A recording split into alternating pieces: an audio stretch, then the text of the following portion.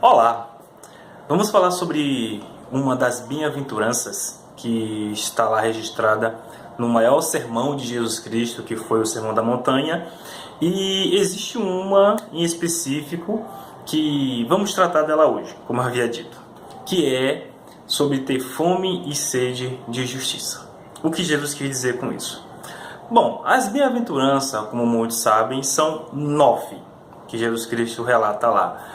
Porém, o detalhe é que na verdade não são 9, são 8, porque uma delas está repetida, que é exatamente a justiça. E está repetida porque Cristo vai falar sobre reações diferentes a esta justiça, conforme está escrito em 2 versículos, que está escrito assim. No versículo 6 e no versículo 10. Bem-aventurados que têm fome e sede de justiça. Bem-aventurado é quem é sedento, quem quer, quem almeja a justiça. Por quê? Porque serão fartos. Primeiro. Agora vem a segunda. Bem-aventurança sobre essa mesma característica. No 10. Bem-aventurados que sofrem perseguição por causa da justiça, porque deles é o reino dos céus. Cristo vai dizer que as pessoas que têm fome e sede de justiça, elas tanto serão fartas, tanto padecerão perseguição, como também o reino de Deus é desse tipo de crente, que é sedento por justiça. E o que é ser sedento por justiça? É você ver o erro e falar, não, deixa lá. Não, eu sei que é errado. Eu não concordo não, mas deixa lá. É com ele Deus, é com Deus. Isso é ter fome e sede? Mostra que você é uma pessoa sedenta por justiça? Quando você vê o erro, ignorar o erro, deixar o erro rolar? É isso que Jesus quer dizer com fome e sede? Olha, bem-aventurado é você que tem fome e sede de justiça. A fome e sede, quando você está com fome e sede, o que é que você procura? Você procura comer para se satisfazer. Por isso a expressão fome e sede, porque eu sendo sedento por justiça, eu vou procurar, eu vou fazer, eu vou realizar para que eu me sinta satisfeito, para que eu encha a minha barriga,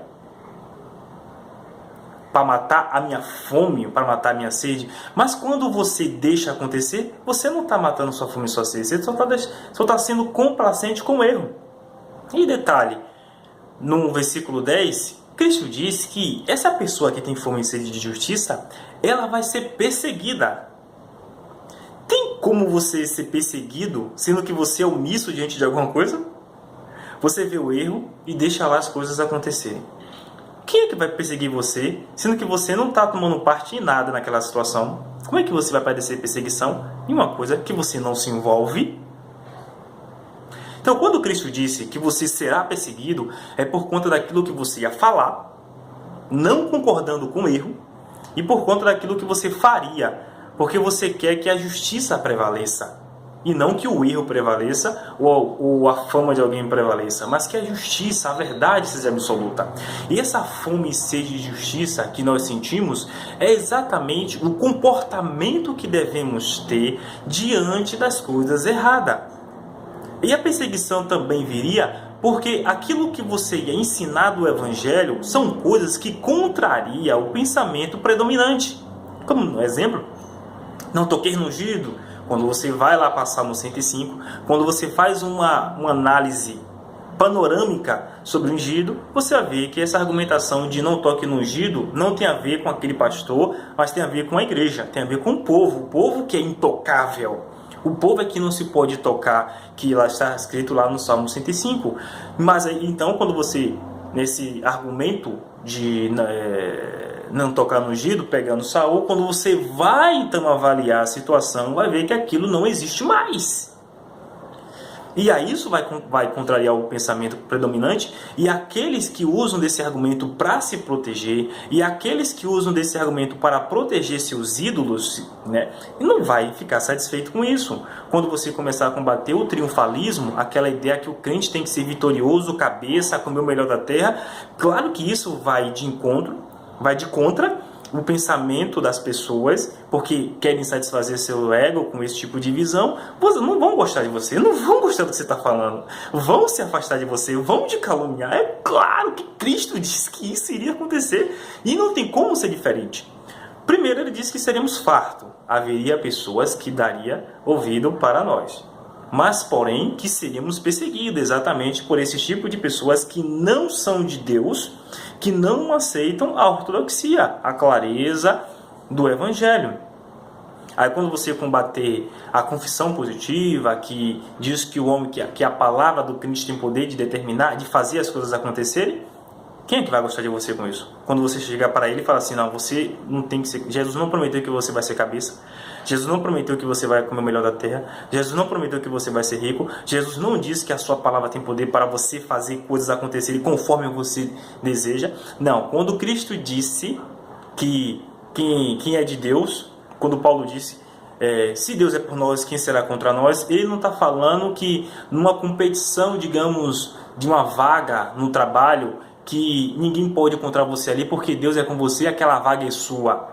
Isso que ali, na verdade, está se referindo à doutrina soteriológica da salvação com relação à justificação, que ninguém mais pode nos condenar, sendo que Deus nos justificou. Quem é que vai ficar satisfeito com isso? O que vai acontecer? Aquelas pessoas que não são de Deus, que são cauterizados, vão se revoltar contra ti e vão te perseguir, e isso tem que acontecer.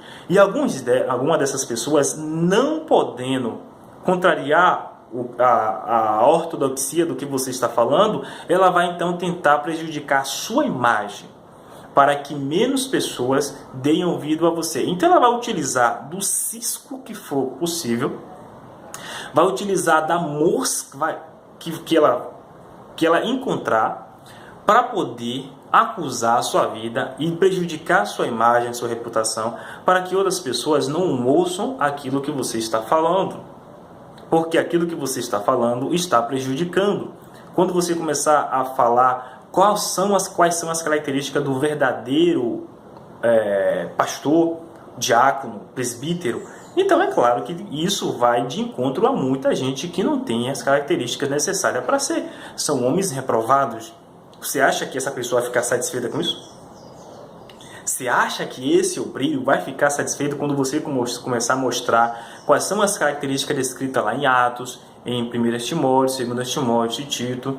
Você vai começar a dar as claras para todo mundo que ele não é, mesmo você não falando especificamente contra ele, mas só ensinando qual é o correto. Você acha que aquela pessoa que não se encaixa no modelo bíblico de obreiro vai ficar satisfeita? O que vai acontecer? Você padecerá perseguição. Padecerá perseguição. Mas Cristo disse, você vai perseguir perseguição quando você começar a agir nessa fome, nessa sede de justiça. Mas você vai ser farto. E o reino de Deus pertence a você. O reino de Deus pertence àqueles que têm fome e sede de justiça, e não àqueles que se omitem. É isso que está escrito na palavra. Nenhuma palavra no Novo Testamento fala que devemos ser omissos diante desses erros. Em Efésios também vai dizer que a gente não devemos andar em conformidade com as obras infrutuosas das trevas, mas que devemos condená-las publicamente. É isso que está escrito. Isso que é fome e sede de justiça. E não deixe para lá, e não que é problema meu. Que tô nem aí. Não, isso significa que ou você é muito mal instruído, ou não é o Espírito Santo que está dentro de você. Um dos dois. Que Deus abençoe a todos em nome de Jesus.